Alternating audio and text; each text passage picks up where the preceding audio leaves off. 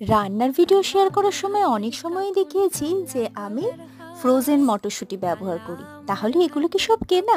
না, একদমই না। আমি নিজেই এগুলো সংরক্ষণ করি ১ বছরের জন্য। ১ম এই যেগুলো দেখালাম, এগুলো কিন্তু আমি গত বছর সংরক্ষণ করেছিলাম। সেগুলোই একে, একে এখন ব্যবহার করে নিচ্ছি, যা ২-১ প্যাকেট বেঁচে আছে। আর এগুলো এখন বাজার থেকে কিনে এনে ফ্রেশ কড়াইশুঁটি কিছুটা রাখলাম ফ্রিজের ডোরে। এই ১ সপ্তাহ ১৫ দিনের মধ্যে এটা ব্যবহার করে নেব। আর বাকিটা সংরক্ষণ করছি পরবর্তী মানে আগামী বছর অবধি সংরক্ষণ করার জন্য। এখন যেহেতু কড়াইশুঁটির দাম একটু কমেছে, তাই একটু একটু করে সংরক্ষণ করা স্টার্ট করে দিয়েছি।